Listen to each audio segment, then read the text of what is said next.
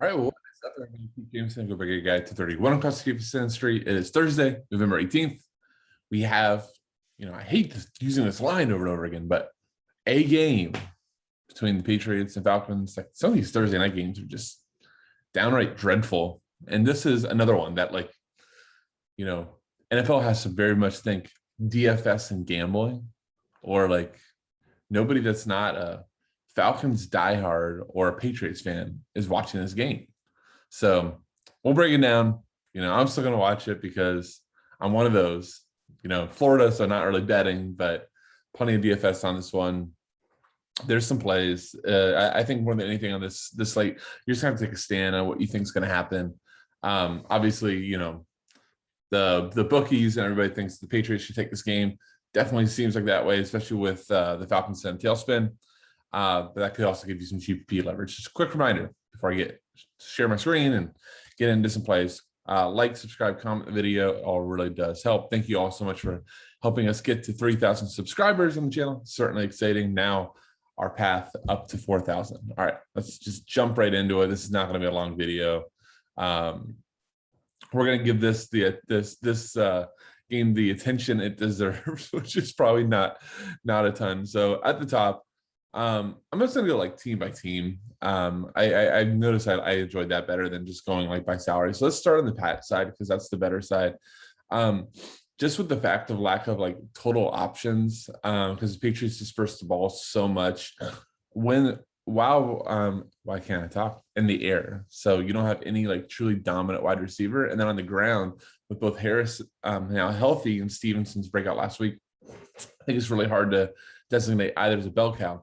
So Mac Jones is the one constant that we do know that he, obviously has that job locked down. With the exception of a blowout, he's going to play every snap, and he's going to give you a floor. It's not like a super high floor. It's not Lamar Jackson, but it's a floor. Should be in the double digits. Just high efficiency. And the Pats, while I do think this is going to be a run-centric game plan, they're still going to get Mac 20, 25 pass attempts. So I think just for the floor, you lock him in. Now, I don't think that he's who I would want to captain because you're paying a premium for not a ton of ceiling. I think it's much better to try to go elsewhere for ceiling. Damien Harris and Stevenson, I think there's a really good shot that you could play both in optimal, because if the Pats get ahead 10-0, 14-0, something like that, 14-3, there's a really good shot that the Pats just are going to still end up giving Harris and Stevenson both 15 plus touches. You could theoretically see both guys getting into the end zone. Harris seems more likely to just get run game work, with Stevenson mixing a few more pass catches in. We'll get there in a second, but Stevenson had 4 targets last week. But the Falcons are bottom 5 versus running backs. So I really, as much as I hate it, especially with where they're priced at, right? We have Harris at 8,800 and Stevenson at 8,600. Especially if you go a little bit cheaper at captain, you can just play both of them. And given the script, I don't think it's a bad idea. Jacoby Myers would be the Patriots number 1, but he's not getting like insane volume, especially if the Pats get way ahead. 4 and 4 targets the last 2 weeks in games that got out of hand. And this one definitely seems like that could be the route. Finally got the touchdown last week. Jacoby Myers is a really good player, but as you see here, not huge Draftkings production. So it's not like somebody that you go, man, I need to play him to avoid the big game. I don't really think that's something to necessarily worry about. KENDRICK Bourne, another wide receiver that's shown a little bit more pops. He had the 48-yard play last week, but not a huge big play receiver either. So you're not exactly avoiding a ton here either. And I said either twice, whatever. It's like 7:30 in the morning. Haven't finished my cup of coffee. Give me a break. Hunter Henry, though, is the player and probably the receiver I like the most, just because he gets the Mac Jones looks in the end zone. 7 touchdowns on the season. We're not looking at crazy targets here, right? 4-3-3, 4-2, but we're looking at the most valuable targets, which is when I get into the end zone, That's where Mac Jones is looking for Hunter Henry. So I think of all the receiving options for the Patriots, Hunter Henry at 7,000 is my favorite, especially with Jonnu Smith looking like he's kind of just off the radar.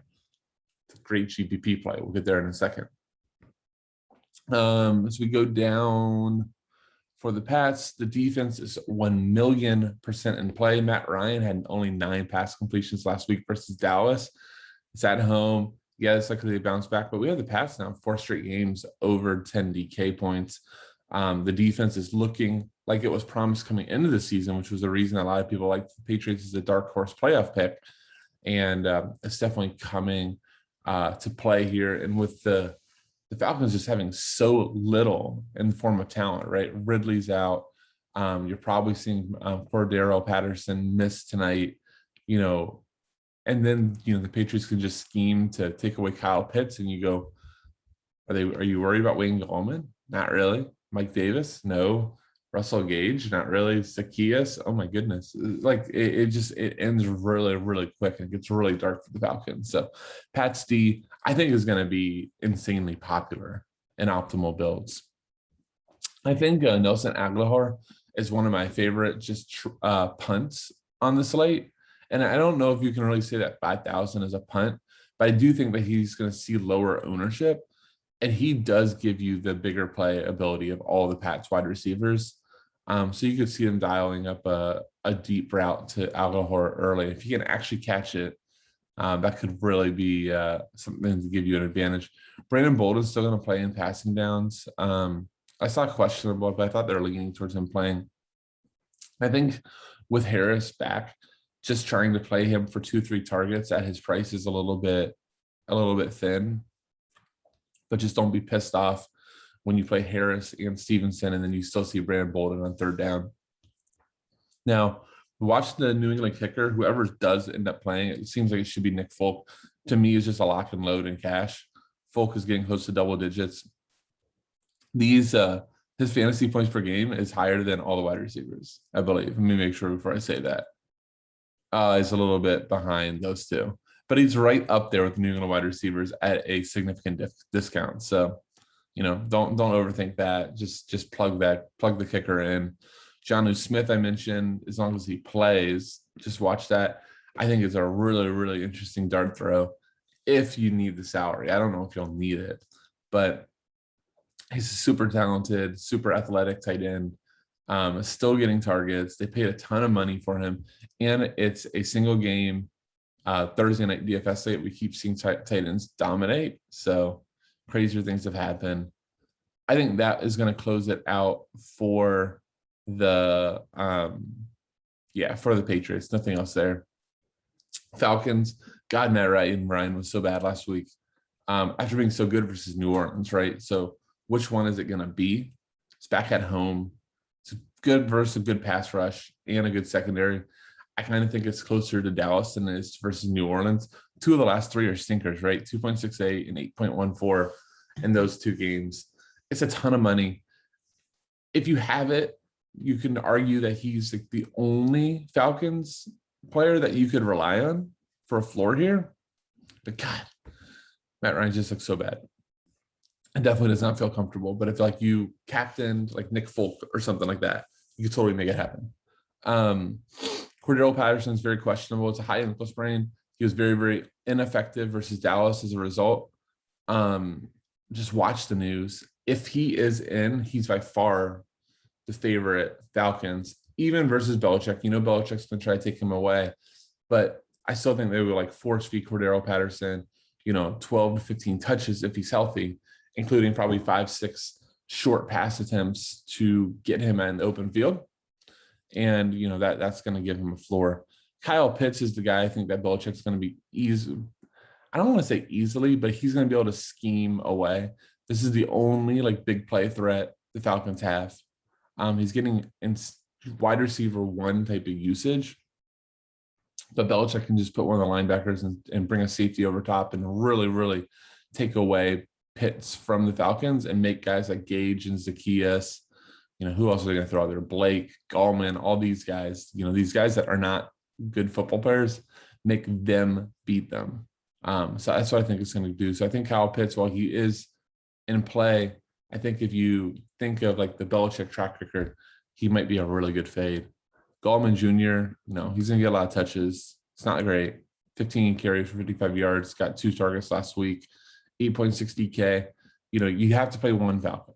That's kind of where I'm at with that stuff. Is in cash and optimal, you have to play one Falcon. Obviously in GPP, with how negative I'm talking about the Falcons, I think that's how the sentiment's going to be. All of a sudden playing Falcon stacks, that's going to be a way to leverage the field in GPPs.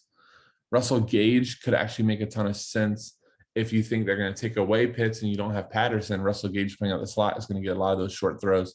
Just 2 weeks ago when Matt Ryan was good, 7 catches, 64 yards. That would work in this format. All right, let's move down.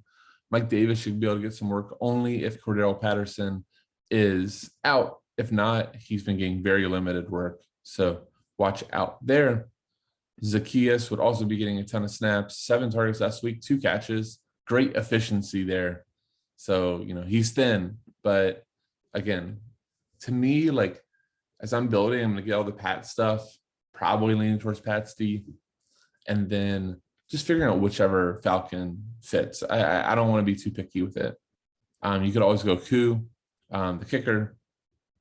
Let's see who else. I believe Frank Darby's getting a little bit of snaps. He had 3 targets last week. That's 600. I don't know if you need the punt, but it's there. Lee Smith, backup tight end. Not exactly a great player, but could he be one of those guys? Sure. I believe Blake is still playing a little bit. 1 target last week, so there's some options down there, but just find the Falcons play, plug it. This is going to be a situation where you want the Patriots, better coach team, better talent, and just a ton of momentum versus the Falcons seem to be falling off the map. So that should do it. Hope you guys enjoyed the content. If you did, again, give us a like, subscribe, and a comment. We really do appreciate it. With that, I'll say